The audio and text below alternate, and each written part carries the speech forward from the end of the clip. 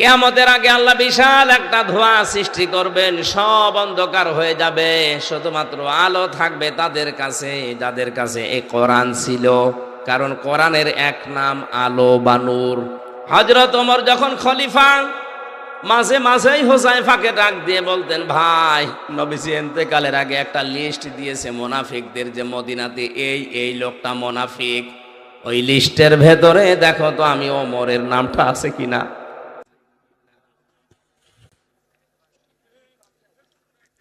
হযরত হুযায়ফা ইবনুল ইয়ামিন রাদিয়াল্লাহু তাআলা আনহু চোখের পানি ফেলে দিয়ে বলেন, ভাই ওমর খলিফাতুল মুসলিমিন, কি বলেন আপনি? আপনার নাম মুনাফিকদের লিস্টে থাকবে মানে? হযরত ওমর ওই দিন বলেছিলেন, হুযায়ফা আমি নবীর মুখে শুনেছি এ দুনিয়াতে নবী ছাড়া কারো ঈমানই নিরাপদ না। কখন কে বেঈমান হয়ে যায় বলা যায় না।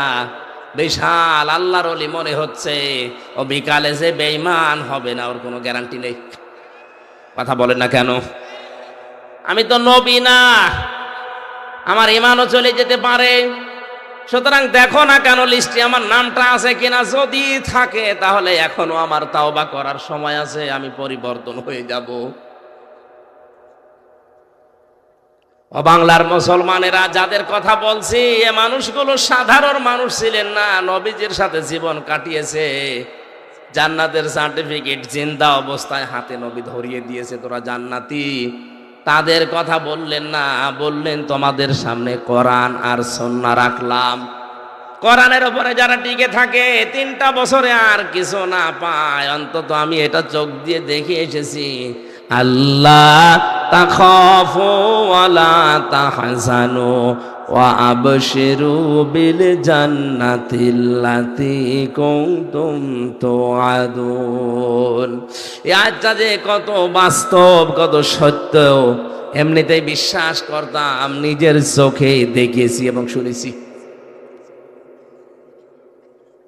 কারারক্ষী তোরাবালি চোখের পানি ফেলে দিয়ে বলছিল, হুজুর আমার তো আশ্চর্য লাগে, যার 3 ঘন্টা পরে ফাঁসি, সে লোকটা বলছে আমি 2 ঘন্টা ঘুমিয়ে নেই, ঠিক দেখলাম ঘুমিয়ে গেল। তো লোকটার ঘুম আসলো কি করি আমার মাথায় ধরে না। জেলখানায় সবচাইতে বেশি সমস্যা ঘুমের। ওখানে যত আরামেই থাকেন না কেন ঘুম আসতে চায় না, এজন্য সবচাইতে বেশি চলে ঘুমের বড়ি। আমরা ঘুমের বড়ি খেয়ে ঘুম আসাতে পারি না, অথচ যার মাথার উপরে দড়ি ঝুলে আছে মাত্র 3টা ঘন্টা, সে লোকটা বলছে যে আমি 2 ঘন্টা ঘুমাই, তুমি 1 ঘন্টা আগে ডেকে দিও। এটা কি এমনি এমনি বলা যায় মনে করছেন? অত সহজ বিষয় না। শুনে যত আনন্দ লাগছে এটা অত সহজ না। খালি ধৈর্যের নাম শুনেছি জীবনে, ধৈর্য যে কি, কেমন করে ধৈর্য ধরা লাগে, প্র্যাকটিক্যাল লাইফ আমি নিজে ধরে দেখিয়ে এসেছি। এত কঠিন জিনিস, কোরআনের সবচাইতে বেশি ব্যবহার করা শব্দের ভেতরে সবর, ধৈর্য অন্যতম। এটা আল্লাহ এমনি বলে নাই, ওরকম জায়গায় পড়েননি, এজন্য আপনি টের পাচ্ছেন না। যে লোকটা বলছে আমি 2 ঘন্টা ঘুমিয়ে নেই, ওই লোকটার ছেলে গুম হয়ে আছে, তাও সাধারণ ছেলে না, ছেলে ব্যারিস্টার। বাংলাদেশ না, বিশ্বের ভেতরে যদি 10টা ম্যাগনেট থাকে, সে একটা লক্ষ লক্ষ মানুষের কর্মসংস্থান তৈরি করে দিয়েছে। এত বড় পর্যায়ে যে লোকটা আছে, তার মাত্র 3টা ঘন্টা জীবনে বাকি আছে, ও 2 ঘন্টা ঘুমিয়েছে এমনি না। এই আয়াতটা বলছে আল্লাহ তাখাফু ওয়ালা তাহজানু। সত্যি যদি কোনো মানুষ ইমানের উপরে আল্লাহকে রব বলে টিকে থাকতে পারে, ফেরেশতা নাজিল হয়ে তাকে বলে ভয় পেও না, চিন্তা করো না। মুফাসসির লিখেছেন কিসের ভয়, কিসের চিন্তা?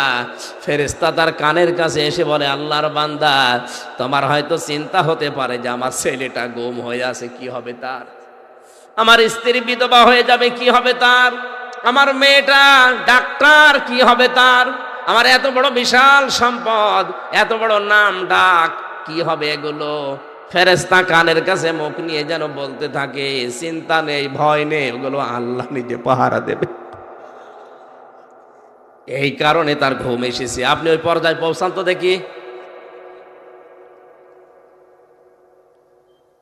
পরের শব্দ আরো কঠিন, ওয়াবশিরু বিল জান্নাতিল্লাতী কুনতুম তুআদুন। আল্লাহ পাক বলেন ফেরেশতারা কানের কাছে মুখ নিয়ে কথাও বলতে থাকে, কোনো ভয় নেই, কোনো চিন্তা নেই, ওগুলোর চিন্তা টেনশন সব আল্লাহ নিয়েছে। তুমি জান্নাতের সুসংবাদ গ্রহণ করো, ওই তাকাও তোমার জান্নাত দেখা যাচ্ছে। যার ওয়াদা আল্লাহ করেছিলেন, ফেরেশতারা তখন তার সাথে হাসতে খেলতে আর বলতে থাকে, নাহনু আউলিয়াউকুম ফিল হায়াতিদ দুনিয়া ওয়া ফিল আখিরাহ ওয়া লাকুম ফিহা মা তাশতাহি আনফুসুকুম ওয়া লাকুম ফিহা মা তাদউন নুজুলাম মিন গফুরির রহিম।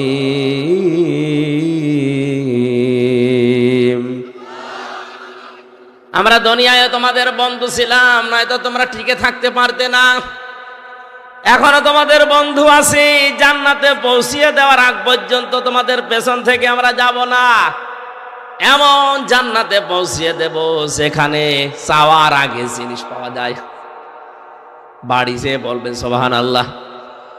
আমার কথা ছিল কি, যেই মানুষগুলো কোরআনের কাছে আসে, এটা যেহেতু ওপেন কিতাব, গোপন না, এই জন্য এর কাছে যারা আসবে বুঝে শুনে, তারা আর গোপন থাকতে চায় না। দুনিয়া একদিকে চলে গেলেও তারা ওপেন হতে চায়। হযরত ওমর যেদিন কোরআনের কাছে এসেছিলেন, ডাক দিয়ে বললেন, হে নবী, এ কোরআন সত্য না মিথ্যা? নবীজি সঙ্গে সঙ্গে জবাব দিয়েছেন, এটা হক, আমার আল্লাহর বাণী, এটা সত্য কথা। হযরত ওমর বলেন, হে নবী, সত্য জিনিস গোপনে থাকবে কেন? আপনি আমারে অনুমতি দেন, আমি এই সত্য কোরআনের পক্ষে একটা মিছিল করে আসি। তিনি মিছিল নিয়ে কাবার চত্বরের দিকে গেলেন। লিল্লাহে তাকবীর, লিল্লাহে তাকবীর, লিল্লাহে তাকবীর। ঘরের জালানা দরজা খুলে কাফেরেরা দেখে মিছিলের সামনে হযরত ওমর। তাড়াতাড়ি জালানা দরজা বন্ধ করে বলছে, দরকার নেই, ওর সামনে গেলে মাথা থাকবে না। আজও যারা ইসলাম নিয়ে বান্দরামি করছে, আমি নাম নিলাম না, এই ষড়যন্ত্রকারীদের মুখোশ কিন্তু উন্মোচন অলরেডি হয়ে গেছে। আপনারা থামেন, সুযোগ দিচ্ছে যা বাংলার জনগণ সুযোগ দিচ্ছে, থামেন। এভাবে যদি করতে থাকেন, 64 জেলা থেকে এক একজন ওমর যদি বের হয়, অর্থ পাবেন না।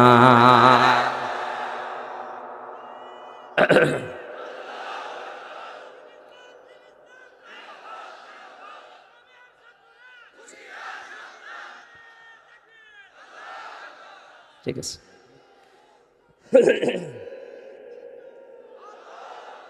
এই জন্য উসওয়াতুন হাসানা দুনিয়ায় একজন, তার নাম মুহাম্মাদুর রাসূলুল্লাহ। এই 15-20 মিনিট ধরে এত চিল্লানো, এত কথা এমনি বলি না। এখনই আপনাকে সংশোধন হওয়া লাগবে। যারা আদর্শ বাংলাদেশে বিশ্ব নবী বাদ দিয়ে অন্য কেউ হয়ে আছে, এখনই সব ঝাঁটা দিয়ে বিদায় করে ফিরে আসা লাগবে। এই তাকবীর দেওয়ার দরকার নাই। রাজি যদি থাকেন, আপনার কথায় যদি আপনি সত্যবাদী হয়ে থাকেন, আল্লাহকে দেখাবেন। লিল্লাহে তাকবীর। দেখেন তো, হাত তোলেনি কি? ওইভাবে তোলা তো সমস্যা। ঠিক আছে, এই ঠিক আছে ভাই।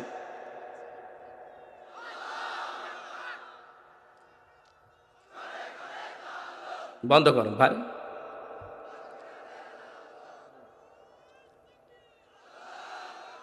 ও আপনারও কথায়ও কিছু হচ্ছে না, আমারটাও কিছু হয় না। বলছে আল কোরআনের আলো সংসদে জাল 53 বছরে জ্বালতে পারে না, এই 1 বছর লাগাতে হবে। আর আমি যেটা বললাম, অনেকে হাত তোলেনি, কারণ জানে যে আমি মানতে পারি। এসেছি ওয়াজ শোনার জন্য, শুনে চলে।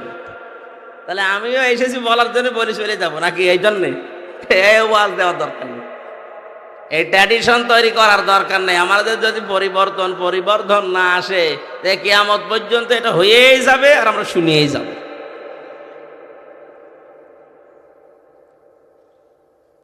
আর আমি কোরআন হাদিস পড়ে যতটুকু বাস্তবতা বুঝি, কোরআন শরীফের কথা যদি কারো মনের পরিবর্তন আনতে না পারে, ওর কপালে আর হেদায়েত বলে কিছু নেই। এই কথাটা আমি বানালাম। তিরমিজি শরীফের হাদিস, বিশ্বনবী বলেন, মানিত্তাবাআল হুদা বিগাইরিল কোরআন আদাল্লাহুল্লাহ। কোন মানুষ যদি কোরআনের কথা বাদ দিয়ে, কোরআনের নিয়ম নীতি বাদ দিয়ে পৃথিবীর কোন জায়গায় যায় যেখানে কোরআন নেই,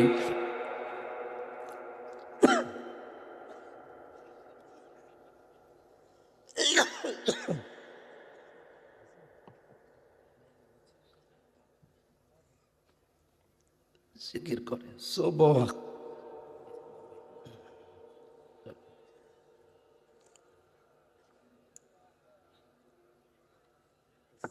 না, শরবত একেবারে ঠান্ডা হয়ে গেছে। এমন আছে যে রওশনের স্বাদের মতো ঠান্ডা হয়ে গেছে, আর জীবন যৌবন কিছু নেই।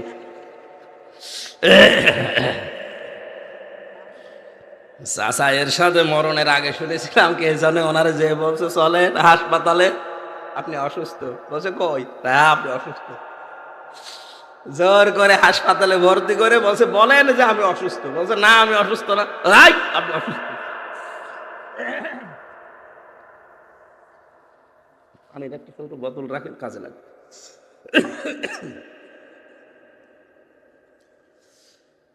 সিরাজগঞ্জবাসী হাদিসের শব্দের দিকে খেয়াল করেন। নবীজি জানিয়েছেন, কোরআন এবং হাদিসের কোন শব্দ নিয়ে কেউ যদি চিন্তা ভাবনা করে, বোঝার জন্য চেষ্টা করে, 500 রাকাত নফল নামাজের সওয়াব হয়।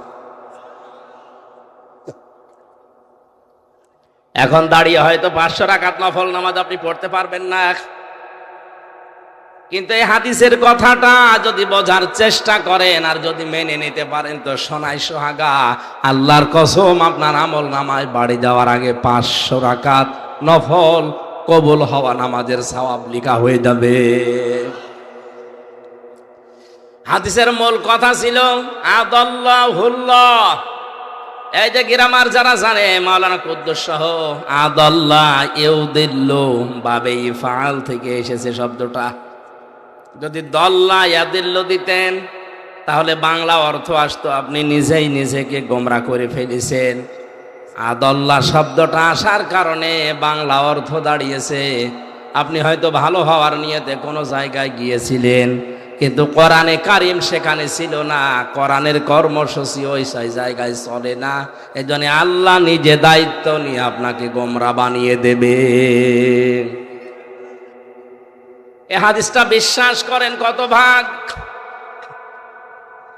2-300। এ হাদিসটা বিশ্বাস হয় কত ভাগ?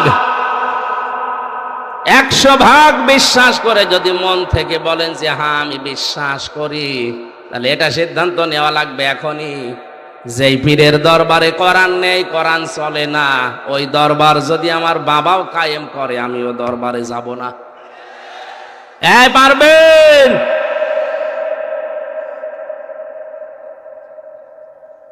সাথে আর একটা কথা জুড়ে দিলাম, এদেশে রাজনৈতিক দল কতগুলো এখন, যেই দলে কোরআন নেই, কোরআনের কর্মসূচি নেই, ওই দলের প্রতিষ্ঠাতা যদি আমার বাবাও হয়, ওই দলে আমি যাব না। আমি যদি ওখানে থাকি আমাকে গোমরা বানাবে, খারাপ বানাবে, জাহান্নামী বানাবে কে? না হামজা? কে? আল্লাহ নিজে দায়িত্ব নিয়ে খারাপ বানিয়ে দেবে। এই জন্য আমাদের কপালে হেদায়েত জুটছে না। 100 ভাগের 15 জনের জরিপটা মিথ্যা না, আসলে এটাই ঠিক। 100 জনের 15 জন শুধুমাত্র নবীকে আদর্শ হিসাবে একমাত্র মানে, আর বাকিগুলো সব তানা নানায় আছে। হ্যাঁ, ওর জব্বা আছে, ওর পাগড়ি আছে, ও নামাজ 5 ওয়াক্তের জায়গায় 6 ওয়াক্ত পড়ে, তাহাজ্জুদ মিলে, মনে মনে করছে আমি জান্নাত পেয়ে বসে আছি, অথচ ওর যে ঈমান ভেঙে গেছে ওর টের পায় না।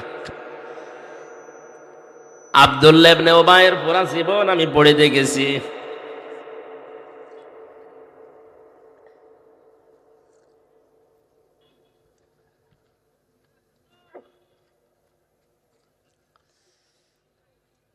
লোকটার পড়া জীবন আমি পড়তেছে, আমার চোখে শুধু একটা ভুল ধরা পড়েছিল, ওর নামাজ, রোজা, দাড়ি, টুপি, পাগড়ি, দস্তরখানা বিছিয়ে খাবার খাওয়া, খাবারের পরে মিষ্টি খাওয়া, নবীজির পেছনে নামাজ পড়া, সব বেশি।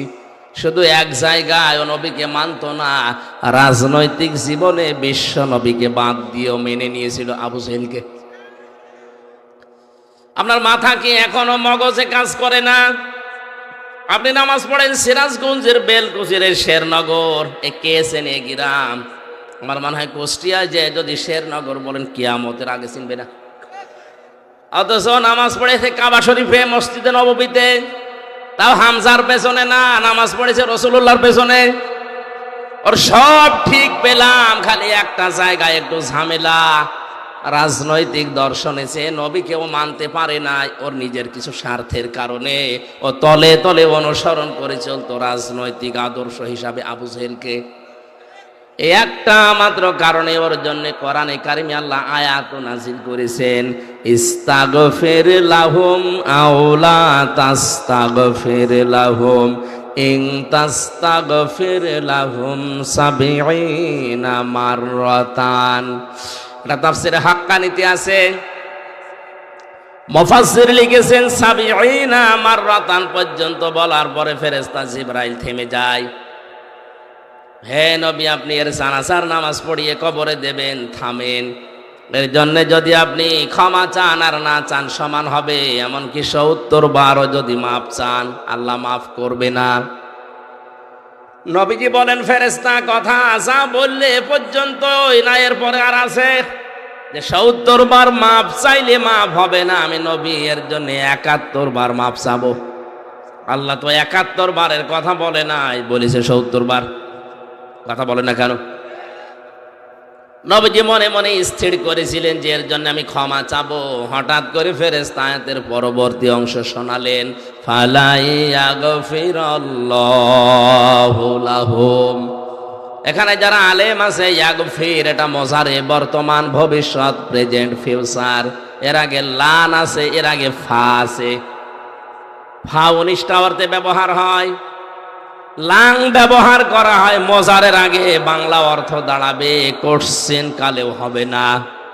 আল্লাহ জিবরাইলকে দিয়ে গ্যারান্টি দিয়ে জানালেন, হে নবী, এই লোকটা শুধু না, এই তাকান, এখানে কিন্তু কা দেয়নি বা আব্দুল্লাহ বিন উবাই নামটা আল্লাহ দেয়নি, দিয়েছেন হুম। হুম বহু বচন, এটা জমির, এই কারণে আয়াতটা পড়লাম। আল্লাহ পাক বলেন, হে নবী, এর জন্য ৭১ বার না, শুধু এ না, এর মতো চরিত্র কিয়ামত পর্যন্ত যারা অর্জন করবে তাদের জন্য যদি কেউ ৭১ বার না কোটি কোটি বারও ক্ষমা চায়, তাদের কোনো ক্ষমা নেই। এ ফতোয়া দিলাম আমি, বলেন কে? আরো জোরে কে? তাহলে এই বাংলাদেশে যাদের সব ঠিক আছে, রাজনৈতিক দর্শনে যে নবীকে মানে না, অন্য কাউকে মেনে চলে, বলেন তো এই লোকটা মারা গেলে 50টা গরু জবাই করে দিলেই মাফ হবে, কে বলেছে আপনাকে? তাহলে কোরআনের এই আয়াত তো ভুল হয়ে যাবে। কথা বলেন ঠিক কিনা? আমি আশা করছি আপনি বুঝেছেন এই বাস্তবতা। এর পরেও নবীজিকে আমার আল্লাহ শেষ কথা জানিয়েছেন, ওয়ালা তুসাল্লি আলা আহাদিম মিনহুম মাতা আবাদা ওয়ালা তাকুম আলা কবরি। সূরা তাওবার ৮০-৮৪ নম্বর আয়াতের প্রথম অংশে আছে, হে নবী, এ লোকটার জানাজার নামাজ তো দূরের কথা, এর কবরের পাশেও আপনি দাঁড়াবেন না। শুধু এর না, হুম দিয়েছেন এখানেও, ওয়ালা তুসাল্লি আলা আহাদিম মিনহুম, এর মতো যে কেউ এরকম চরিত্র বানাবে তার কবরের পাশে দাঁড়ানো জায়েজ নেই। অথচ সারা জীবন কমিউনিস্ট আন্দোলন করে, মরে গেলে হুজুর নিয়ে জানাজা পড়িয়ে কবরে দিয়ে দোয়া করাচ্ছে, মনে হচ্ছে জান্নাতুর বাবার ও ঠিকাদারি নিয়েছে। এগুলো সব ভণ্ডামি চলছে এই ভারত, বাংলাদেশে, পাকিস্তানে। ওগুলো যদি হয় কোরআন শরীফ মিথ্যা হয়ে যাবে। এই জন্য আপনাকে সাবধান করছি, সাবধান হন। তেলাওয়াত কিন্তু আয়াতে ওই কথাগুলো আল্লাহ দিয়েছেন সাবধান বাণী হিসাবে। আমরা কোরআনে কারিমের তাফসিরে প্রবেশ করছি, তাফসির আকারে। জবান খুলে পড়েন আউযু বিল্লাহি মিনাশ শাইতানির রাজিম বিসমিল্লাহির রহমানির রহিম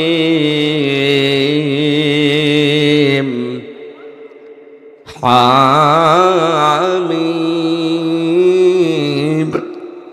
ওয়াল কিতাবিল মুবিন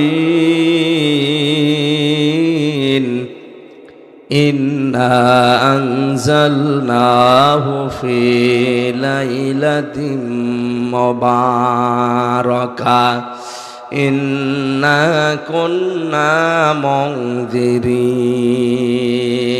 এ পর্যন্ত থাক। সূরা দোখান ৪৪ নম্বর সূরা কোরআনে কারিমের মক্কায় আল্লাহ নাজিল করেছেন। ৫৯টা আয়াত আছে, ৩টা রুকু আছে। প্রথম থেকে ৬টা আয়াত আমরা পড়েছি। কোন আয়াত থেকে তাফসীর শুনতে হলে চিন্তা করা লাগবে ওই আয়াতের মূল বক্তব্য কি। আল্লাহ রাব্বুল আলামিন এই আয়াতগুলোর মূল বক্তব্য হিসাবে জানিয়েছেন সতর্কতা। কি বলেন বলেন? যাদেরকে দিয়ে সতর্ক করবেন তাদের নাম দিয়েছেন মুরসিলিন, তারা রসুল। এখন রসুল নেই, রসুলের নায়েব আছে, তার ভেতরে আমি একজন। কি আমি মিথ্যা কথা বলছি? আর যাই থাক, ভাঙ্গা চড়া হিসাবে আমার নামের আগে তো অন্তত আলেম লিখা আছে। আর নবী যে জানিয়েছেন আল উলামা ওয়ারাসাতুল আম্বিয়া, যারা আলেম তারা আমি নবীর নায়েব ওয়ারিস। জোরে বলেন সুবহানাল্লাহ। তাহলে আজকের আলোচনার বিষয় সতর্কতা। সতর্ক করার জন্য এখানে আমি বসেছি। নবী থাকলে এখানে এসে এভাবেই তিনি সতর্ক করতেন। তিনি নেই, ওই দায়িত্বটা এখন আমার কাঁধে এসেছে। সূরা দোখান, দোখান শব্দের শাব্দিক অর্থ হচ্ছে ধোঁয়া। কি বললাম? আরো জোরে বলেন। কিয়ামতের আগে একটা ধোঁয়া আল্লাহ পাঠাবেন, তামাম দুনিয়া অন্ধকার হয়ে যাবে। জাহান্নামের ভেতরে একটা জায়গা আছে যেখান থেকে ধোঁয়া উৎপন্ন হয়, গারামা বলা হয়। এখান থেকেই তাদখিন, যেটা বাংলায় আমরা বলি ধূমপান, বিড়ি। ধূম মানে ধোঁয়া, পান মানে খাওয়া। তাহলে ধোঁয়া খাওয়া, এটা অনেকেই মাকরু বলে উড়িয়ে দিতে পারে না। এটা যে হারাম। আয়ুহাল্লু লাহুমুত তাজ্জিবাতি ওয়া ইউহাররিমু আলাইহিমুল খাবাইস। সূরা আরাফের ১৫৭ নম্বর আয়াতের মাঝের অংশে আছে আল্লাহ বলেন, আমি নিজেই শুধু শরীয়ত প্রণয়ন করিনি, আমার নবীকে আমি আল্লাহ শারিক বানিয়েছি। তিনিও শরীয়ত প্রণেতা। তিনি সমস্ত পবিত্র জিনিসকে হালাল করেছেন তোমাদের জন্যে, আর যত অপবিত্র, নাপাক, অখাদ্য, কুখাদ্য এগুলো হারাম করেছেন। কে বলছেন? তাহলে আয়াত দ্বারা প্রমাণ হয় নবীজি শারিক, শরীয়ত প্রণেতা। তিনি হ্যাঁ বললেই হালাল, না বললেই হারাম। এ কথা মানেন তো? বলেন বলেন। ধোঁয়া যারা খাচ্ছেন, বাস্তবে কিছু জিনিস তো ক্ষতি আছে। হ্যাঁ, এখানে আরেকটা মাসলা দরকার। আলেম যারা আছেন বলছি, আন্দাজে কিছু দেখলেই একবারে হারাম বলবেন না। হারাম হওয়ার জন্য কমপক্ষে 3টা শর্ত লাগবে। কয়টা? 3টা শর্ত না পেলে আন্দাজে যা তা হারাম বলা না। আপনি হারাম বলে যদি পুষিয়ে দিতে না পারেন, সেটা আপনি নিজে হারাম হয়ে যাবেন। এই যে অনেককে কাফের বলে ফতোয়া দেওয়া হয়, যদি লোকটা কাফের প্রমাণ করা না যায়, নিজে কিন্তু কাফের হয়ে মরার সম্ভাবনা বেশি। কোন নেককার, কোন মুহসিনা, কোন নিরপরাধ, অজ্ঞাত এরকম কোন মহিলা যে বিষয়ে জানে না, তার উপরে যদি কেউ জেনার তহমত দেয়, ব্যভিচারের আঘাত হানেছে, ব্যভিচারিয়ে জেনা করেছে, ওই মহিলা যদি সত্যি ওই কাজ না করে থাকে, আর আপনি যদি 4 জন সাক্ষী জোগাড় করতে না পারেন, তাহলে আপনার শাস্তি দুনিয়ায় 2টা, আর মরণের পরে যা হবে এটা আল্লাহ জানে। সূরা নূরের 4 নম্বর আয়াতে আল্লাহ জানিয়েছেন, ওয়াল্লাযীনা ইয়ারমুনাল মুহসানাতি সুম্মা লাম ইয়াতু বিআরবা'তি শুহাদা ফাজলিদুহুম 80 ওয়ালা তাকবালু লাহুম শাহাদাতান আবাদা। কোন মুহসিনা নেককার এরকম মহিলার প্রতি যদি কেউ জেনা ব্যভিচারের তহমত লাগায় আর 4 জন সাক্ষী যদি প্রমাণ করতে না পারে, 1 নাম্বার শাস্তি হচ্ছে ওই লোকটার ওকে 80টা চামড়ার চাবুক দিয়ে বেত মারা লাগবে। কয়টা বলেন বলেন? 2 নাম্বার হচ্ছে যতদিন বেঁচে থাকবে ওয়ালা তাকবালু লাহুম শাহাদাতান আবাদা, ওর সাক্ষী আর কোর্টে কাছারিতে কোনো বিচারে সালিশে আর গ্রহণ হবে না, ওর সাক্ষী শেষ। কত বড় শাস্তি আপনি টের পাচ্ছেন? একজন নিরপরাধ মানুষের উপরে যদি মিথ্যা তহমত দেওয়া যায়, 2টা শাস্তি তার জন্যে। 80টা বেত মারা লাগবে তার চামড়ার চাবুক দিয়ে, আর জীবনেও তার সাক্ষী গ্রহণ করা হবে না। এটা যদি আজ বাংলাদেশের সূরা নূরের এই 4 নাম্বার আয়াতটা আমার মনে হয় সংসদে যদি কায়েম থাকতো, এ দেশে হাজার হাজার মিথ্যা মামলায় মানুষ খালাস পেয়ে যেত। কারণ আপনার সাক্ষীটা গ্রহণ হবে না। একবার যদি প্রমাণ হয়ে যায় যে আপনি মিথ্যা সাক্ষী দিয়েছেন, মিথ্যা কথার তহমত লাগিয়েছেন, লোকটা কিছু জানতো না, আপনার জীবনের মতো সাক্ষী দেওয়ার কাজ শেষ। আমার বিষয়টা যেহেতু ওইদিকে না, আমি যেটা বোঝানোর জন্য বলছিলাম, তাদখিন এটা বাংলা অর্থ হচ্ছে বিড়ি বা ধূমপান। কিয়ামতের আগে আল্লাহ বিশাল একটা ধোঁয়া সৃষ্টি করবেন, সব অন্ধকার হয়ে যাবে, শুধুমাত্র আলো থাকবে তাদের কাছে যাদের কাছে এই কোরআন ছিল। কারণ কোরআনের এক নাম আলো বা নূর। কি নাম বলেন বলেন? আল্লাহ রাব্বুল আলামিন বলেন, হামিম ওয়াল কিতাবিল মুবিন। হামিম এটার অর্থ আল্লাহ ছাড়া কেউ জানে না। কেউ কেউ বিভিন্ন তাফসীর করার চেষ্টা করেছে, আমরা ওদিকে যাব না, কারণ আমরা নিজেরা জানি না। আল্লাহু আ'লামু বিমুরাদিহি, এর আসল অর্থ জানেন আল্লাহ। ওয়াল কিতাবিল মুবিন, আল্লাহ বলেন স্পষ্ট কিতাবের কসম। কিসের? শব্দটার দিকে তাকান তো, ওয়া দেওয়ার পরে আলিফ লাম আছে। আমি আলেমদেরকে বলছি, দেখি এনারা কি পড়েছে, ওয়াল কিতাবিল মুবিন আলিফ লাম দিয়েছে। আল্লাহ মনে হয় খেলা করার জন্য। হ্যাঁ, কিতাবের আগে আলিফ লাম দেওয়ার পেছনে কারণ হচ্ছে এই পৃথিবীতে স্পষ্ট কিতাব একটাই আছে, তার নাম কোরআন শরীফ। কথা বুঝতেছেন? মানুষকে হেদায়েত দিতে পারে একটাই মাত্র কিতাব, তার নাম কি?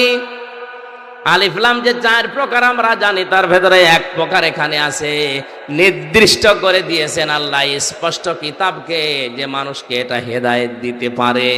যালিকাল কিতাবু লা রাইবা ফীহি, এখানে কিতাবের আগে আলিফ লাম আছে। কি আছে? সুতরাং কোরআনের বক্তব্যের পরেও যদি মানুষের মনের ভেতরে উতাল পাতাল না আসে, পরিবর্ধন না হয়, বুঝবেন ওই লোকটা জাহান্নামের জন্যই তৈরি হয়েছে। জোরে বলেন নাউজুবিল্লাহ। স্পষ্ট কিতাবের কথা কেন বললেন? অনেকে আজ বিভিন্ন দরগা থেকে বের হয়ে এই কথা চালিয়ে দিচ্ছে যে কোরআন শরীফ 90 পারা, 30 পারা জাহেরে আছে আর গোপনে আছে 60 পারা। এটা যে ডাহা মিথ্যা কথা, এই আয়াতটা তার প্রমাণই মুবিন। আলহামদুলিল্লাহিল্লাযী আনজালা আলা আবদিহিল কিতাবা ওয়া লাম ইয়াজআল লাহু ইওয়াজা। সূরা কাহফের প্রথম আয়াতে আল্লাহ জানিয়েছেন, প্রশংসা ওই আল্লাহর যিনি তার বান্দার প্রতি এমন একটা কিতাব দিয়েছেন যে কিতাবের ভেতরে কোনো গোপন কথা, আস্তে বলেন, আরো জোরে বলেন, আল্লাহ পাক বলছেন কোনো গোপন কথা নেই। আর আপনি মারেফতের কথা বলে চালিয়ে দিচ্ছেন, মানে শেষ করে দেব না? আপনারা মোবাইলে গল্প করছেন, তাহলে শুরু করি। যদি জরুরি হয়, মানে কোনো কাজ থাকলে শেষ করে দিই।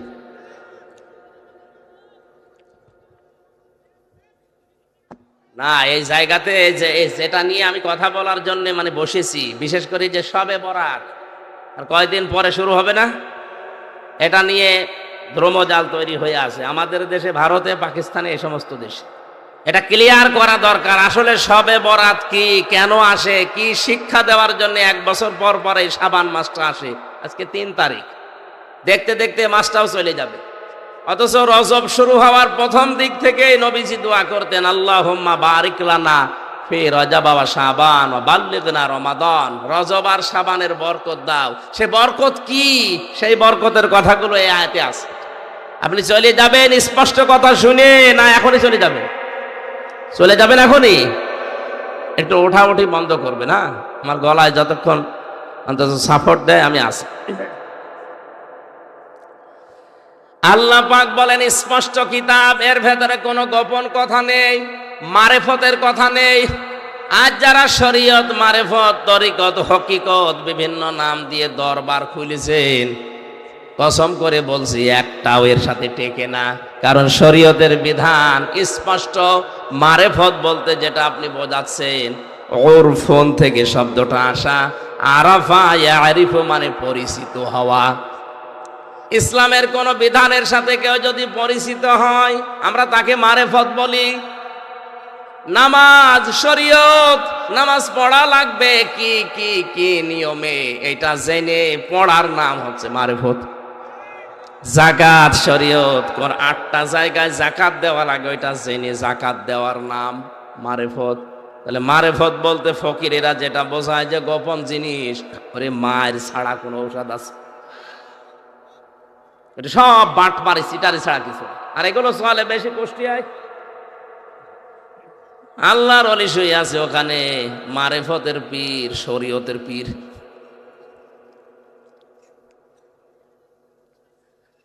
কোরআনে কোনো গোপন কথা নেই, কোরআনে যা আছে সব স্পষ্ট কথা। এই কারণেই কোরআনের কাছে যারা আসে ওরা আর গোপনেও থাকতে চায় না, ওরা ওপেন হতে চায়। কিছু কিছু মানুষ এই দিনকালের অবস্থা দেখে বলে, হুজুর দিনকাল ভালো না, গোপনে আসি। গোপনে আসি মানে? আরে ভাই, দিনকাল কি 1500 বছর আগে ভালো ছিল? বলেন। প্রকাশ্য মানুষকে চিরিয়ে ফেলা হয়েছে, শরীর থেকে চামড়া ছিলে লবণ দেওয়া হয়েছে। হযরতে বেলাল, তার দিকে তাকান, হযরতে খবাইব, খাব্বাব, পিঠের ভেতরে চাকা চাকা গর্ত হয়ে গিয়েছিল। আপনি বলছেন দিনকাল ভালো না, গোপনে আসি। আরে শয়তান, দিনকাল তো আরো খারাপ ছিল 1500 বছর আগে। হ্যাঁ, সবার জন্য ওই রকম দিন আসে নাই। দিনকাল খারাপ তাদের জন্য যে মানুষটা 15 বছর ঘরে থাকতে পারে না, তার জন্য। আপনি আরামে খাচ্ছেন, আরামে যাচ্ছেন, আরামে সংসার করছেন, আপনার জন্য দিনকাল ভালো না। এটা বলা মুনাফিকি ছাড়া কিছু না। দিনকাল ভালো আপনি বোঝেন। কোরআনের উপরে যারা টিকে থাকে 3টা বছরে আর কিছু না পায়, অন্তত আমি এটা চোখ দিয়ে দেখে এসেছি। আল্লাহ তাখাফু ওয়ালা তাহজানু ওয়া আবশিরু বিল জান্নাতিল্লাতী কুনতুম তুআদুন। এই আয়াতটা যে কত বাস্তব, কত সত্য, এমনিতেই বিশ্বাস করতাম, নিজের চোখে দেখেছি এবং শুনেছি। আল্লাহর একজন বান্দা আমাদের আগে জেল থেকে বিদায় নিয়েছে, দুনিয়ার জীবন ছেড়েছে। কারারক্ষী আমার বলছিল, হুজুর এই লোকটার যেদিন ফাঁসি হবে, সন্ধ্যাবেলা আমার ডিউটি শুরু হয়ে গেল। ওনারে বললাম, স্যার মাত্র আর 3 ঘন্টা আছে, আপনি প্রস্তুতি নেন। উনি আমারে বলছে, কারারক্ষী ভাই এখনো 3 ঘন্টা আছে, আমি 2 ঘন্টা ঘুমিয়ে নেই। দেখলাম ঠিক ঘুমিয়ে গেল। 9টার সময় ওরা ডাক দিলাম, ওঠার পরে গোসল করে ওযু করে নামাজ 2 রাকাত পড়ে আমারে বলছে, চলেন। সুন্দর জামা কাপড় পরে মনে হচ্ছে লোকটা শ্বশুর বাড়ি যাওয়ার জন্য ব্যস্ত হয়ে গেছে। কারারক্ষী তোরা বালি চোখের পানি ফেলে দিয়ে বলছিল, হুজুর আমার তো আশ্চর্য লাগে, যার 3 ঘন্টা পরে ফাঁসি সে লোকটা বলছে আমি 2 ঘন্টা ঘুমিয়ে নেই। ঠিক দেখলাম ঘুমিয়ে গেল। তো লোকটার ঘুম আসলো কি করি আমার মাথায় ধরে না। জেলখানায় সবচাইতে বেশি সমস্যা ঘুমের। ওখানে যত আরামেই থাকেন না কেন ঘুম আসতে চায় না। এই জন্য সবচাইতে বেশি চলে ঘুমের বড়ি। আমরা ঘুমের বড়ি খেয়ে ঘুম আসাতে পারি না, অথচ যার মাথার উপরে দড়ি ঝুলে আছে মাত্র 3টা ঘন্টা, সে লোকটা বলছে যে আমি 2 ঘন্টা ঘুমাই, তুমি 1 ঘন্টা আগে ডেকে দিও। এটা কি এমনি এমনি বলা যায় মনে করছেন? অত সহজ বিষয় না। শুনে যত আনন্দ লাগছে, এটা অত সহজ না।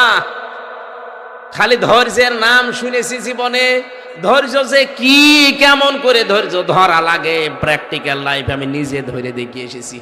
এত কঠিন জিনিস, কোরআনের সবচাইতে বেশি ব্যবহার করা শব্দের ভেতরে সবর, ধৈর্য অন্যতম। এটা আল্লাহ এমনি বলে নাই, ওরকম জায়গায় পড়েননি, এজন্য আপনি টের পাচ্ছেন না। যে লোকটা বলছে আমি 2 ঘন্টা ঘুমিয়ে নেই, ওই লোকটার ছেলে গুম হয়ে আছে, তাও সাধারণ ছেলে না, ছেলে ব্যারিস্টার। বাংলাদেশ না, বিশ্বের ভেতরে যদি 10টা ম্যাগনেট থাকে, সে একটা লক্ষ লক্ষ মানুষের কর্মসংস্থান তৈরি করে দিয়েছে। এত বড় পর্যায়ে যে লোকটা আছে, তার মাত্র 3টা ঘন্টা জীবনে বাকি আছে, ও 2 ঘন্টা ঘুমিয়েছে এমনি না। এই আয়াতটা বলছে আল্লাহ তাখাফু ওয়ালা তাহজানু। সত্যি যদি কোনো মানুষ ইমানের উপরে আল্লাহকে রব বলে টিকে থাকতে পারে, ফেরেশতা নাজিল হয়ে তাকে বলে ভয় পেও না, চিন্তা করো না। মুফাসসির লিখেছেন কিসের ভয়, কিসের চিন্তা? ফেরেশতা তার কানের কাছে এসে বলে আল্লাহর বান্দা, তোমার হয়তো চিন্তা হতে পারে যে আমার ছেলেটা গুম হয়ে আছে, কি হবে তার? আমার স্ত্রী বিধবা হয়ে যাবে, কি হবে তার? আমার মেয়েটা ডাক্তার, কি হবে তার? আমার এত বড় বিশাল সম্পদ, এত বড় নাম ডাক, কি হবে এগুলো? ফেরেশতা কানের কাছে মুখ নিয়ে যেন বলতে থাকে চিন্তা নেই, ভয় নেই, ওগুলো আল্লাহ নিজে পাহারা দেবে। এই কারণে তার ঘুম এসেছে। আপনি ওই পর্যায়ে পৌঁছান তো দেখি। পরের শব্দ আরো কঠিন, ওয়াবশিরু বিল জান্নাতিল্লাতী কুনতুম তুআদুন। আল্লাহ পাক বলেন ফেরেশতারা কানের কাছে মুখ নিয়ে কথাও বলতে থাকে, কোনো ভয় নেই, কোনো চিন্তা নেই, ওগুলোর চিন্তা টেনশন সব আল্লাহ নিয়েছে। তুমি জান্নাতের সুসংবাদ গ্রহণ করো, ওই তাকাও তোমার জান্নাত দেখা যাচ্ছে। যার ওয়াদা আল্লাহ করেছিলেন, ফেরেশতারা তখন তার সাথে হাসতে খেলতে আর বলতে থাকে নাহনু আউলিয়াউকুম ফিল হায়াতিদ দুনিয়া ওয়া ফিল আখিরাহ ওয়া লাকুম ফিহা মা তাশতাহি আনফুসুকুম ওয়া লাকুম ফিহা মা তাদউন নুজুলাম মিন গফুরির রহিম।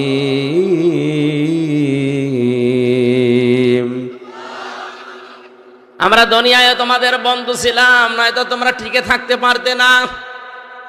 এখনো তোমাদের বন্ধু আছি, জান্নাতে পৌঁছিয়ে দেওয়ার আগ পর্যন্ত তোমাদের পেছন থেকে আমরা যাব না। এমন জান্নাতে পৌঁছিয়ে দেব যেখানে চাওয়ার আগে জিনিস পাওয়া যায়। বাড়ি যেয়ে বলবেন সুবহানাল্লাহ। আমার কথা ছিল কি, যেই মানুষগুলো কোরআনের কাছে আসে, এটা যেহেতু ওপেন কিতাব, গোপন না, এই জন্য এর কাছে যারা আসবে বুঝে শুনে, তারা আর গোপন থাকতে চায় না। দুনিয়া একদিকে চলে গেলেও তারা ওপেন হতে চায়। হযরত ওমর যেদিন কোরআনের কাছে এসেছিলেন, ডাক দিয়ে বললেন হে নবী, কোরআন সত্য না মিথ্যা? নবীজি সঙ্গে সঙ্গে জবাব দিয়েছেন এটা হক, আমার আল্লাহর বাণী, এটা সত্য কথা। হযরত ওমর বলেন হে নবী, সত্য জিনিস গোপনে থাকবে কেন? আপনি আমারে অনুমতি দেন, আমি এই সত্য কোরআনের পক্ষে একটা মিছিল করে আসি।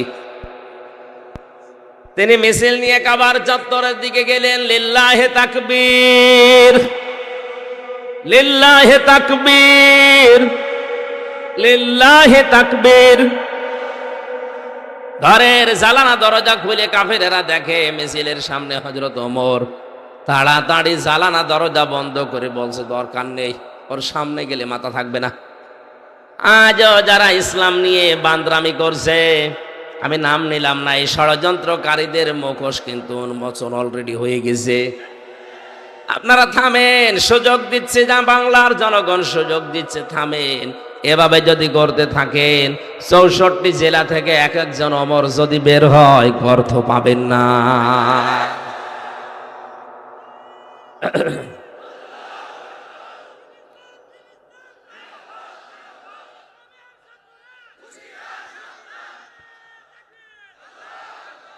ঠিক আছে,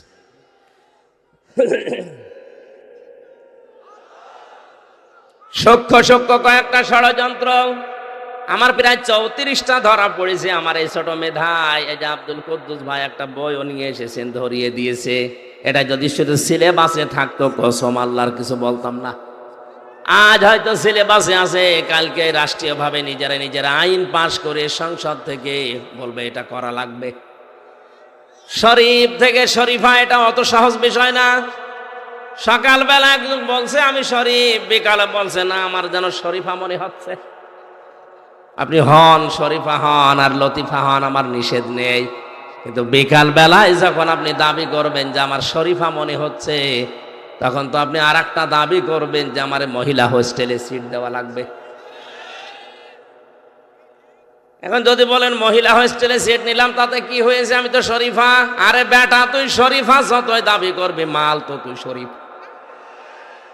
ওখানে আমার বোন আছে, আমার মেয়ে আছে, আমার ফুফু আছে, এক কথা বলেন না কেন? ওই জায়গায় তুই থাকলে আপনি টের পাচ্ছেন না কোন জায়গায় যাচ্ছে। একজন প্রশ্ন করছে, হুজুর যুবক যুবতী এক জায়গায় রাতে থাকা যায় যাচ্ছে কিনা? জায়েজ বলা দূরের কথা, তুই এক জায়গায় থাকবি? ওর প্রশ্ন ছিল এটা যে হুজুর যুবক যুবতী রাতের বেলা এক জায়গায় ঘুমানো যায় যাচ্ছে। ঘুমানো যায় যাচ্ছে, আপনি তো ঘুমাবেন না? ঘুমাবেন? শরীফ থেকে শরীফা হয়ে আপনি কি ঘুমাবেন? কথা বলেন। এটা যদি একবার কায়েম করে ফেলতে পারে, কি হবে আপনার বোনের, আপনার মেয়ের, আপনার ফুফুর? শুধু আমারটা হবে, আপনি টের পাচ্ছেন না? আগামী তো জারজ দিয়ে দেশ ভরে যাবে। ওরা এখন ট্রান্সজেন্ডার নামে নাম দিয়ে হিজড়াদের চালাতে চায়। কে বলেছে হিজড়া এটা শারীরিক সমস্যা? আর এই সমকামিতাকে যারা প্রমোট করছেন এটা তাদের মানসিক সমস্যা। আমার প্রথম কথা ছিল শয়তান যৌনতা ছড়াতে ভালোবাসে, ও যৌনবাদী। আজ যারা এটার মাধ্যমে জাতিকে ওপেন করে দিতে চাচ্ছেন, আল্লাহর কসম আপনাকে শয়তান দখল করিস। আর কোন শয়তানের বেকারগ্রস্ত লোককে আমরা ওই জায়গায় দেখতে চাই না। নামেন ওখান থেকে। আপনি জাহান্নামে যেতে চান, একা চান, আরো ঠেলে দেব, আমি যেতে চাই না। এই গান বলছে কে?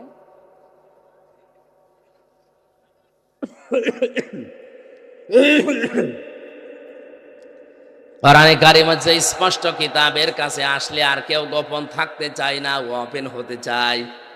আপনাদের সিরাজগঞ্জের সন্তান মাওলানা সাহেব, আমি যতদিন ওনার সাথে গেছি সেই ছোটবেলা থেকে উনি কোরআনের পক্ষে কাজ করেন। এতগুলো মামলা তার মাথার উপরে, প্রত্যেক সপ্তাহে 4 দিন 5 দিন তার কোর্টে হাজিরা দেওয়া লাগছে। এই মুরব্বী মানুষটা একজন আলেম, তার পায়ের সাথে বেড়ি লাগানো, তার ডান্ডা বেড়ি, হাতের পেছনে হ্যান্ডকাপ লাগানো, মাজায় দড়ি দিয়ে, মুখের উপরে বুলেট প্রুফ, যে এই হেলমেট দিয়ে বুকের উপরে বুলেট প্রুফ জ্যাকেট লাগিয়ে নিয়ে যাওয়া হচ্ছে। মনে হচ্ছে কি করে এসেছে, অথচ বাংলাদেশে 20 জন মানুষ পরিচিত হলো উনি একজন। আপনি যা করছেন, আপনি ওনার পায়ের ধোলার দাম দিতে পারবেন? ও লোকটার মর্যাদাও জানেন না। নিজের দেশের লোক ভিক্ষা পায় না, তাই আপনার এই জেলা থেকে একটু পার হয়ে কুষ্টিয়ায় যাক, এমনিতেই 1 লাখ মানুষ দেখার জন্য আসবে। মাঝে মাঝে আমারে বলতো, হামজা আমি আর পারি না, আমার এত বয়স হয়ে গেছে, আমি মুরব্বী মানুষ, আমার নাকি বেড়ি দিয়ে নিয়ে যায়। তাও এমনিতে বেড়ি দিলে তো হয়তো ডান্ডা বেড়ি দিয়ে পেছনে হাতের সাথে ওইটা বাঁধলে হাত এমনি কেটে যায়। মাজায় দড়ি দেওয়া দেখেছি গরু ছাগলের গলায়, আর কোর্টে যেয়ে দেখলাম আলেমদের মাজায় দড়ি দিয়ে অনেকে টানতেছে। এত কিছুর পরেও লোকটা কি গোপনে এই কথা বলে না কেন? 3 বছর পরে আমার মনে হচ্ছে এখনো আরো ওপেন। এখানে কোরআনের কাছে যারা আসে, কোরআন যেহেতু স্পষ্ট, কেউ আর গোপন থাকতে চায় না। কোরআনের সাথে আছি, কোরআনের কথা বলে যারা গোপনে আছে এরা টাটকা নির্ভেজাল মুনাফিক। নতুন নতুন সাবজেক্ট 2-3 মিনিট 5 মিনিট করে ছাড়ে, আর কথা পায় না। এত বড় বড় আলেম, নামের আগে ডক্টরেট ডিগ্রি নিয়ে বসে আছে। উনি আমার আলোচনা কাট করে, মিজানুর রহমানের আলোচনা কাট করে, সাইদি সাহেবের আলোচনা কাট করে 2-3 মিনিট জাতির কাছে শোনাচ্ছে ওনারা এই ভুল করেছে। এত বড় বড় ভুল তোমার চোখে ধরা পড়ে না? আমি যেটা হাদিসের ব্যাখ্যা করেছি, হ্যাঁ তোমার মতের সাথে না মিলতে পারে, কিন্তু আমি তো একটা মত শ্রদ্ধা করি, ওই মতটা বললে তোমার অসুবিধা কি? আর যেটা কোনো মতের সাথেই নেই, সেই মতের ব্যাপারে কোনো কথা নেই, 5-8টা গোলাম হয়ে বসে আছে, আবার নামের আগে ডক্টর লিখা।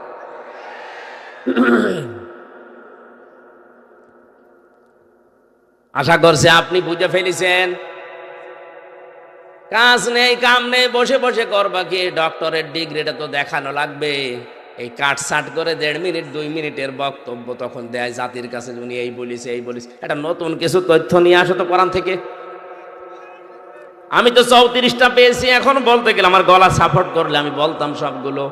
কণ্ঠ সাপোর্ট করছি না, কণ্ঠ ভেঙে যাচ্ছে, এই জন্য বলছি না। যতটুকু আমি পেরেছি, আপনার মতো অত বয়স হলে আমি আরো পারতাম। আপনি তো আমার দাদার বয়সী।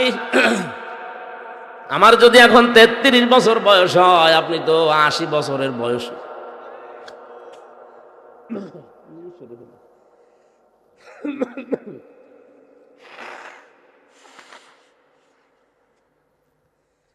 সমস্যা হয়ে গেছে আসলে এই খাওয়াটা ঠিক জ্বরে বড়িছে, ভেতরে ঘাইমে একেবারে মানে শোধ চলছে।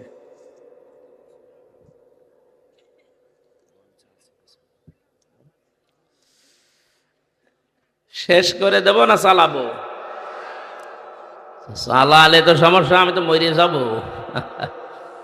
আপনি গরু দিয়ে চাষ করে খাবেন, গরু যদি মরিয়ে যায়। আগামীতে সময় দেন ভাই, হচ্ছে না, মেলা কষ্ট হয়ে যাচ্ছে। 1 ঘন্টা 15 মিনিট তো আর হয় না, 2 ঘন্টা 2.5 ঘন্টা হলে ভালো হয়। কি করি, আয়াতে তো কিছু গুরুত্বপূর্ণ তথ্য আছে। দেবেন দেন।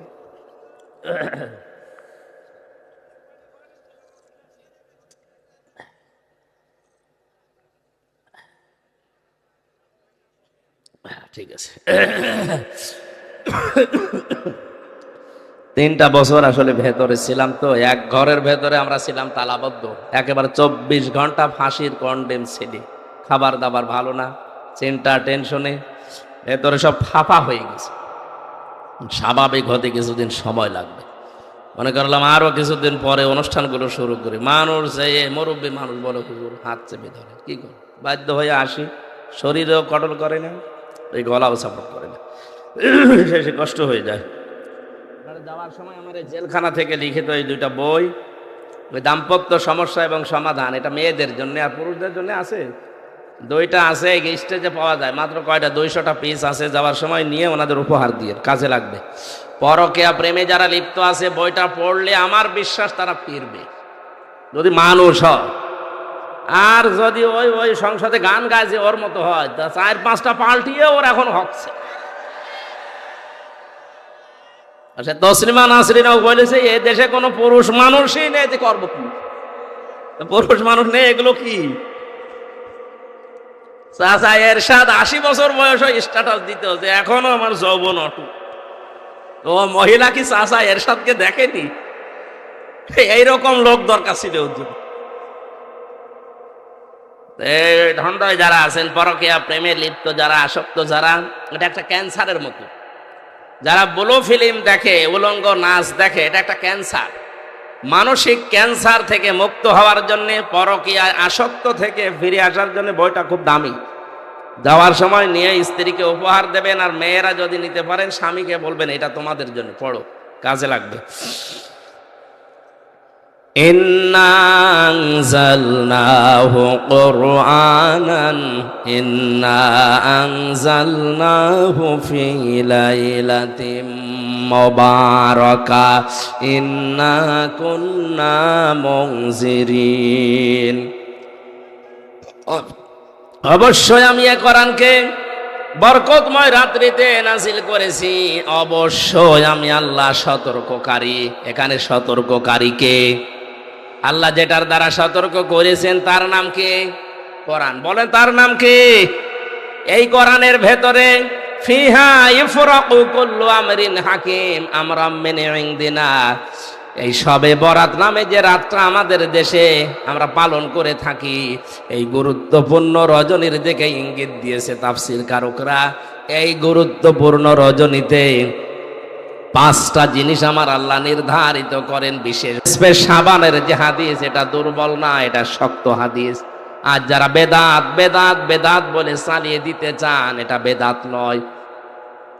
পালন যারা করছেন না করবেন, অন্তত নফল কাজগুলো আর জোরে সোরে করবেন। শুধুমাত্র হালিয়া রুটি গোশত রুটি খেয়ে সারা রাত কাটিয়ে দেবেন, শবে বরাত পালন হচ্ছে না।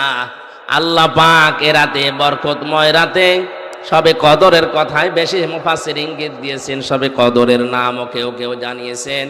গুরুত্বপূর্ণ হিকমতপূর্ণ কিছু কাজ আমার আল্লাহ এ রাতের সম্পাদন করেন। তার ভেতরে অন্যতম আমরাম মিন ইনদিনা, তোমার রবের আদেশ ক্রমে, রবের আইনের দ্বারা। তাহলে শবে বরাত বলেন, শবে কদর বলেন, কেউ যদি পালন করতে যায় তার উচিত হবে আল্লাহর আইনগুলো প্রতিষ্ঠা করার মাধ্যমে চেষ্টা চালানো। 96% মুসলমানের দেশে একটা আইনও বাস্তবায়ন নেই। শবে কদর শবে বরাত পালন করা নিয়ে আমরা হুড়োহুড়ি মারামারি করে শেষ করে দিচ্ছি।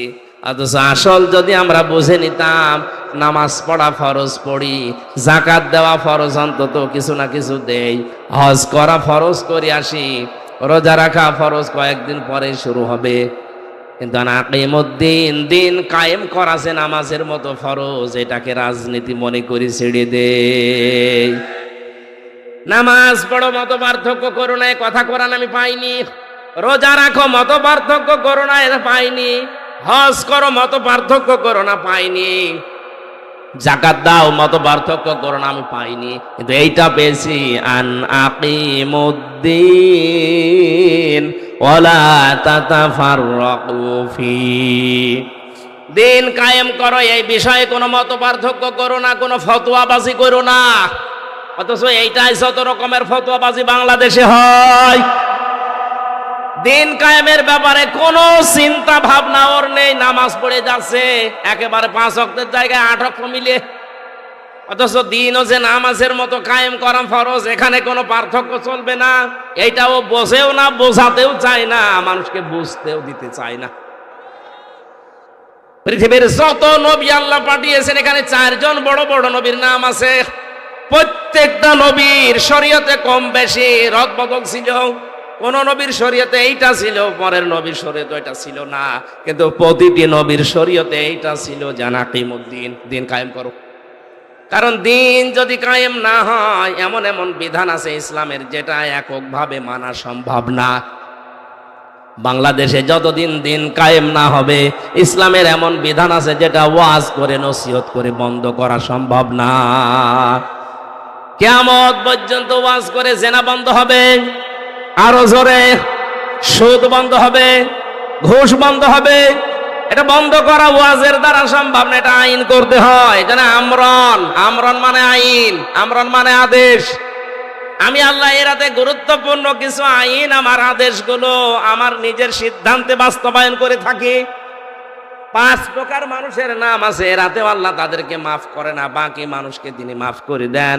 1 নাম্বার যে মানুষগুলো শিরিক করে, 2 নাম্বার যারা কুফরি করে, 3 নাম্বার যারা মা বাবার অবাধ্য সন্তান, 4 নাম্বার যারা বুড়ো জিনাখোর।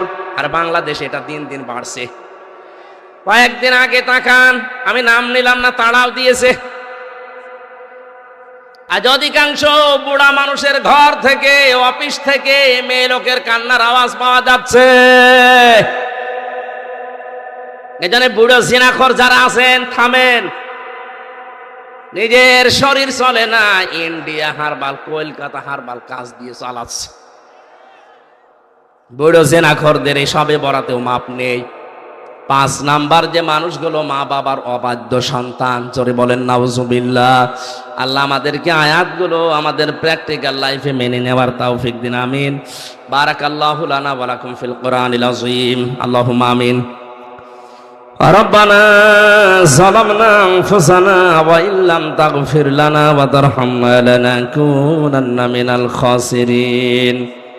রব্বুল আলামিন সিরাজগঞ্জ জেলার বেলকুচি থানার শেরনগর এ মাহফিলের দিকে তাক, রাত 12টা বেজে যাচ্ছে। আমার শরীর এবং কণ্ঠের দিকে তাকিয়ে আমি শেষ করে দিলাম। যতটুকুই শুনেছি মেহেরবানি করে আমাদের মেনে নেওয়ার তৌফিক দাও। সওয়াব যদি দিয়েই থাকো কোটি কোটি গুণে বাড়িয়ে দাও। কিয়ামতে যিনি সুপারিশ করে জান্নাতে নিয়ে যাবে ওই নবীর রওজায় পৌঁছাও। মা বাপ যারা হারিয়ে ফেলেছে আল্লাহ মা বাপকে মাফ করে দাও। সারাটা জীবন অপরাধ করে জীবনটা নষ্ট হয়ে গেছে আল্লাহ। হাত ওঠায় কথা বলবো ভয় করে, লজ্জা করে। নামের আগে মানুষ আলেম বলে ডাকে, এই জন্যই তো ভয় লাগে বেশি। না জানি তোমার সামনে কিয়ামতে আবার ধরা খেয়ে যায় কিনা। আল্লাহ রিস্ক নিয়ে কথাগুলো ইমানের তাকিদে বলা হয়। তোমার বান্দা বান্দীদের সহজ ভাবে বোঝার তৌফিক দাও। মা বোনরা যারা এসেছে খাদিজার মতো, আয়েশার মতো তাদের বানিয়ে দাও। রোগশোক থেকে আমাদেরকে বাঁচাও। আমার শরীরটা তুমি সুস্থ করে দাও। আমার কণ্ঠ তুমি আগের মতো স্বাভাবিক অবস্থায় ফিরিয়ে দাও। আমার এলেম তুমি বাড়াও। রব্বি জিদনি ইলমা। মাহফিল করার জন্য যত মানুষ শ্রম দিয়েছে, যে যুবকগুলো দেখলাম আল্লাহ যুবকদেরকে হাসান হুসাইনের মতো বানিয়ে দাও। মাওলানা আব্দুল কুদ্দুস সিদ্দিকী, হোসাইন আহমেদ মাহফুজ, সিরাজি ভাই সহ মাওলানা আলী আসগর সহ যত আলেমরা এসেছে আল্লাহ আলেমদেরকে তুমি আলেম হিসাবে কবুল করে নাও। এলাকায় মাটির নিচে যত মানুষ শুয়ে আছে আল্লাহ সবার কবর করারের ইজ্জতে মাফ করে দাও। মাহফিলের প্রধান অতিথি এমপি সাহেব সহ যত অতিথি এসেছে সবাইকে তুমি ক্ষমা করো। সম্মানিত সভাপতি মাওলানা আব্দুস সাত্তার আনসারী সাহেবকে মঞ্জুর করো। আগামীতে এই মাহফিলটা কোরআনের ইজ্জতে আরো বিশাল আকারে কবুল করে নাও। কখন মরণ আসে জানি না। সারা জীবনের দোয়া আমার, আল্লাহুম্মা ইন্নী আসআলুকা শাহাদাতান ফি সাবিলিক। আল্লাহ তাআলা গরু ছাগলের মতো কলিজা পচে ব্রেন নষ্ট হয়ে পাগলের মতো পোশাক পায়খানা বিছানায় করে আমি মরতে চাই না। আমাদের সবার আকাঙ্ক্ষা আমরা শাহাদতের মরণ চাই। আল্লাহুম্মা ইন্নী আসআলুকা শাহাদাতান ফি সাবিলিক। যখনই আজরাইল পাঠাবে আমাদের মুখে যেন আগে থেকেই জারি থাকে লা ইলাহা ইল্লাল্লাহু মুহাম্মাদুর রাসূলুল্লাহ। আসসালামু আলাইকুম।